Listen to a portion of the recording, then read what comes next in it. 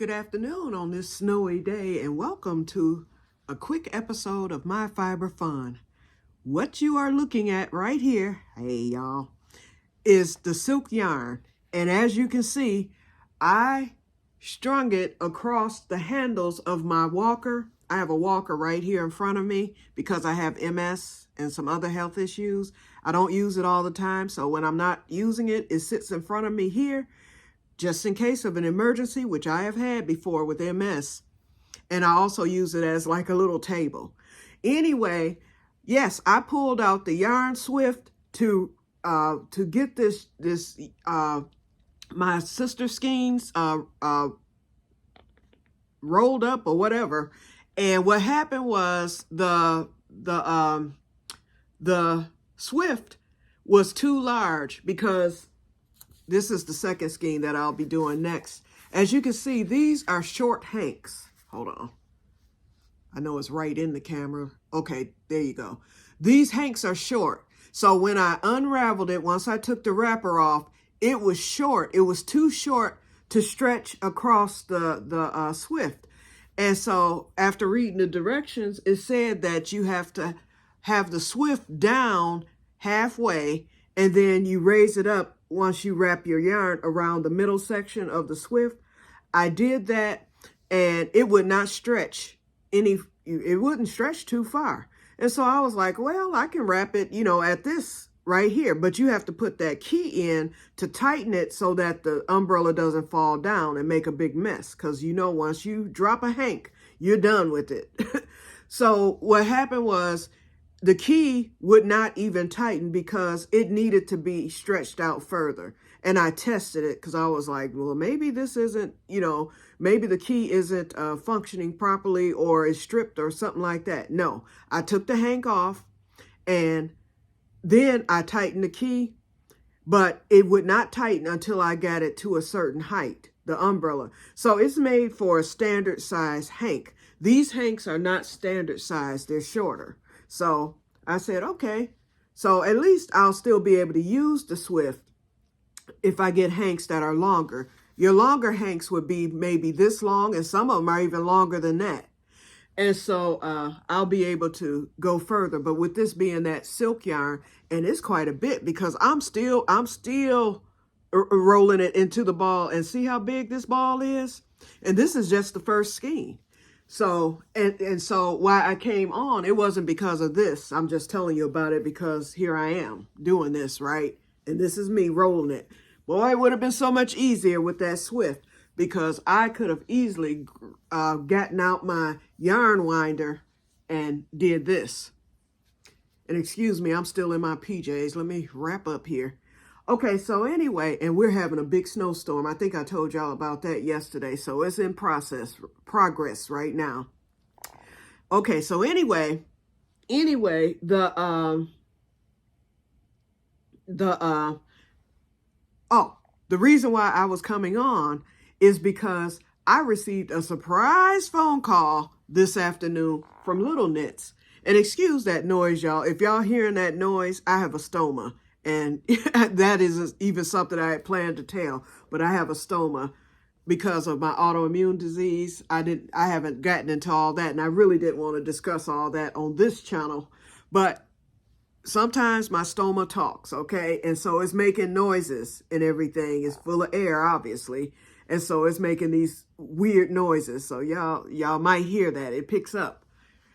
And it never shows out until I'm in front of company, as I say. But I named my stoma Oclastoma, and that is from me having a permanent ileostomy that I've had for 4 years. So I may as well tell you why I have it, and that was due to Crohn's disease. When you have autoimmune disease, you have them all. It just depends. The name of the disease comes from wherever your autoimmune system decides to attack. So in my case, my colon was attacked with the MS, my spine and brain was attacked. And what else do I have? I have a few other autoimmune diseases too that I won't even discuss, but those are pretty mild. My two major ones were the Crohn's and the MS. And so the Crohn's it wasn't eliminated, but I haven't had any type of attack or anything since having my surgery. So it was the best decision that I ever made, and it saved my life. Okay, so that's enough of that. I got off track. But anyway, so Little Knits called me this afternoon at about 12 noon. And so she was calling about this yarn because remember, I ordered 2 more so that there would be enough for a shawl for my sister and I. And then, you know, she decided on the Mobius shawl. I think this one scheme might get her Mobius out of it, because I'm going with the size G because I want to make it loose so that it'll drape really well. So this one scheme might do that. But anyway, she called me because although they still have this color, she needed the number off of the color, which is 172363. That is your dye lot. It has to be matched. Now you can still have the same color way, but if it's a different dye lot, it's going to be slightly off. So that's the reason why she called. She wanted to know the number to make sure that they still had the same exact dye lot in stock, and for me to make a decision if they didn't have it in stock, whether or not I still wanted to order it because I could make it work, so to speak. It would just be a slight variation of the colors. And so with it being silk like that, I was like, no, I don't want to do that. So after I gave her the numbers, they didn't have it, okay? They had the other one, lots of it, but they didn't have this one. So with that in mind, I was able to cancel that and get a credit. Because she asked me, did I want to just, you know, a refund or a credit? I was like, let's do the credit. I was like, because that's nice, you know. And so then, as it turns out, that Baracco yarn that I ordered and got yesterday, they put right on the receipt or on that invoice that they did the 40% off credit because they highlighted it so I could see. Come to find out, I thought it had been credited because I ordered that yarn, probably about 2 weeks ago, if not a little bit longer. Turns out, yeah, they put that on the invoice. She said, oh no, we highlighted that to let you know that we are still in the process of doing the credit. So I'll be getting 40% back. So I haven't gotten that credit yet, which I thought I had because I've received the email and then all that. So all the confirmations came through. I just automatically thought I had received the credit. So I've got a 40% credit coming because I bought it at 10% off. And so they took they took it from, it was 10% off and it went up to 50% off or something like that. I can't remember. But anyway, I'm getting 40%. I think that's what it was. So I'm getting 40%. And then the shipping, I will get that back as well. And then I'm getting the credit for the 2 extra hanks that I ordered of this. And so anyway, that's going to be quite a bit. So she was like, okay. So she was like, did you want to swap, you know, with your credits? Do you want to swap it out? But she needs to call me back. So that's why I haven't done that yet. She needed to speak with Susan, who is the lady, you know, their manager and everything, because she wasn't exactly sure as to how much the credit was going to be on the Baracco. She knew what the credit was going to be on this, but she didn't know what the credit was going to be on that Baracco yarn. So I told her so she's going to call me back. So in the meantime, I went shopping on the site. I went looking to see what I want to get. Because I had told her, I told her that, you know, I'm making this blanket. I said, I'm almost done. Now, I'm not even halfway through the second. And let me show you that real quick. I'm not even halfway through that second ball. In fact, here's the first one. I'm just now hitting the halfway point with that. And then I have this one too. That's part of that. And I am already just about at row 50. And so as you can see, since yesterday, it has grown quite a bit. I still have 3 more barrels left. So this thing is going to grow. So what I thought about, because I told her, I was like, I might just go on and, because they still have that same color on sale, you know, on the what they call it, the closeout, not the closeout, but the overstock. And so what I'm getting back would probably get me 4 or 5 more balls. And then I thought, I can go, well, they only had one other color in that closeout that I did not like. But they have another variety of Noro yarn, which is more of a wool, but it's a soft merino wool. It's actually on closeout for $2 less per barrel, and the barrel is bigger than these, so it's $2 less. And so I thought about it. I said, wait a minute. I looked at that yarn. So when she calls back, I think I'm going to use, now that yarn that's more of a wool, the colorways that it didn't come in colorways. These were solids. So they had the solid lavender, which is in this blanket. They had the solid turquoise. They had the solid hot pink, this one right here, the darker one. And they had the solid blue. So every color that's in this, they have it in those. So I can get one, and they also had a black, but I don't think I want to go with black. If they have enough, I can get 5 of those, and boom, I have changed the whole outline of this blanket. Because what I would do at that point is whatever color, and I think I would probably prefer to go with, I said it would be either the turquoise or the pink.